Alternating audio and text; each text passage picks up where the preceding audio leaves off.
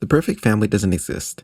Every family is unique and has its own dynamic. And well, the Johnsons dynamic, well, it's a strange one. I heard about the strange thing about the Johnsons and I was just told that it was weird and that I would be in for a surprise. The only other thing that I knew about this movie was that it was made by the same guy that made Hereditary and Midsommar. And though I really enjoyed those movies, especially Hereditary, this movie really caught me off guard. So before I start talking about it, I just want to warn you guys that the topics of this movie might trigger some of you and you might find it a little bit disturbing. So if the topic of abuse bothers you, I would not recommend watching this film or video. With that said, the strange thing about the Johnsons starts off with Isaiah, who's the teenage son of the family. And well, Isaiah, he's being a teenage boy and he's in his room and he's, well, choking his chicken. When a teenager's worst fear occurs, his dad Sidney walks in on him mid-jerk session. And let me be honest, this would be awkward for both parties involved, but Sidney, the dad, apologizes and talks to his son about how it's normal for him to have these feelings. He leaves it at that and you think the situation is over with.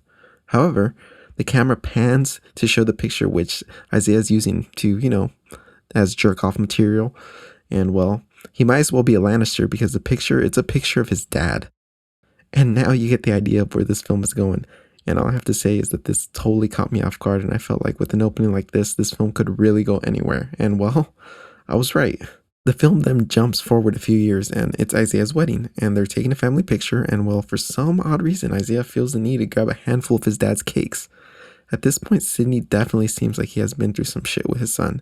You can see it all over his expression and you start to get the idea that this is something that's been going on for a long time and it's only going to get worse. The movie then jumps to reception and Joan, who's the wife/mom, is looking for Sidney and Isaiah. She comes across the gate outside, and of course it has a glory or peephole, whatever you want to call it. She looks through the hole, and well, she sees Isaiah unbuckling his dad's pants, getting ready to give him that Glug Glug 3000. Now, it's important to emphasize that Sidney's just standing there. He's not fighting it. It seems like he's giving up on trying to stop this type of activity. So it definitely has been going on for some time. Joan, on the other hand, she's in utter shock, and she has no idea what she just witnessed, but she doesn't bring it up.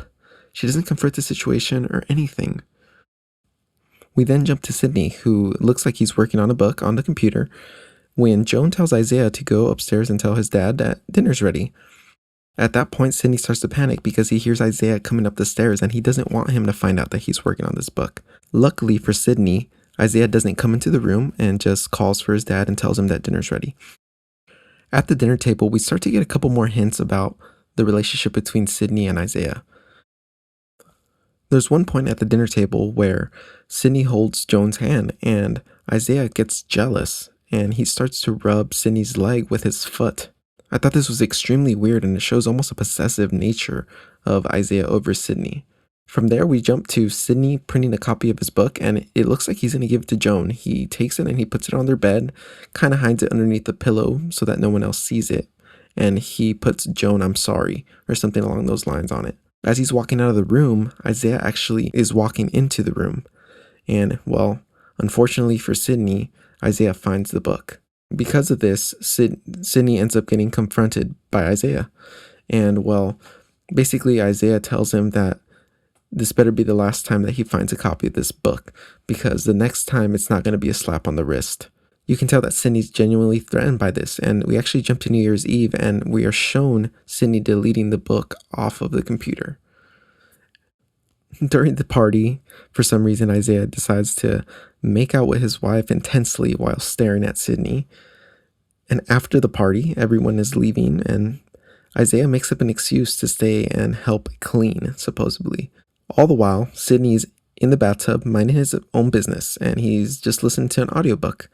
At this point, Isaiah is actually walking up the stairs and he comes across the bathroom door. He goes to open it and notices that it's locked. At this point, Isaiah completely loses his shit and decides that he's going to kick down the door FBI style. FBI, open up!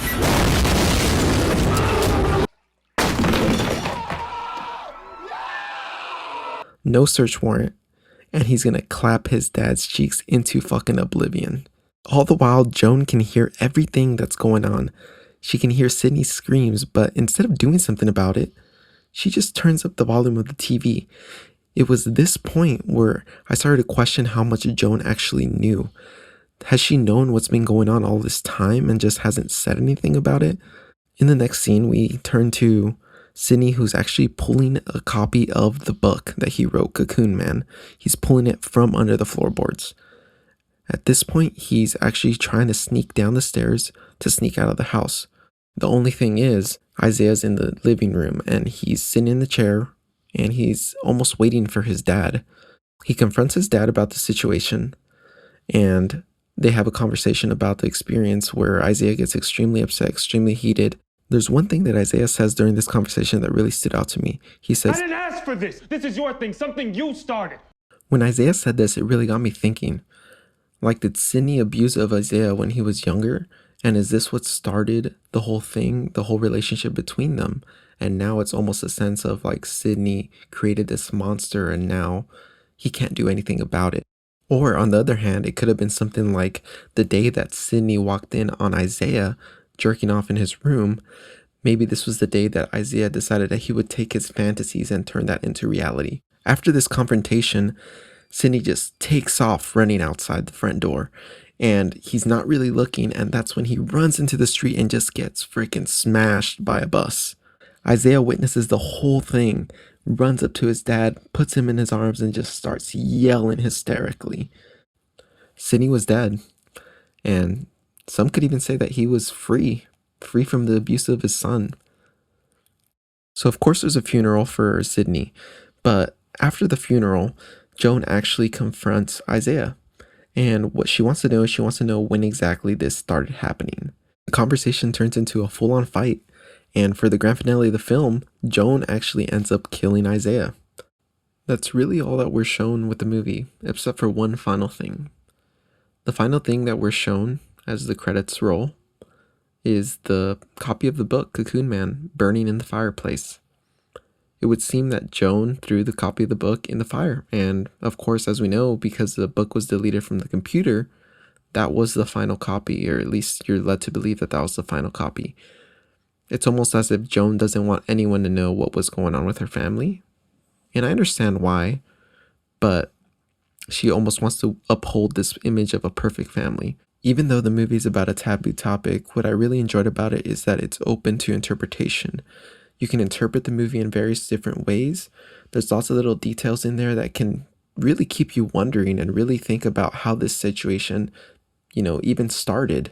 So overall, I would definitely recommend checking out this movie. You can find it on YouTube. It's only about 30 minutes long. So if you like this video, search it up on YouTube and check it out. Anyways, that's going to be it for this video. If you liked what you saw, please go ahead and feel free to like and subscribe. And I hope to see you on the next one. Thanks.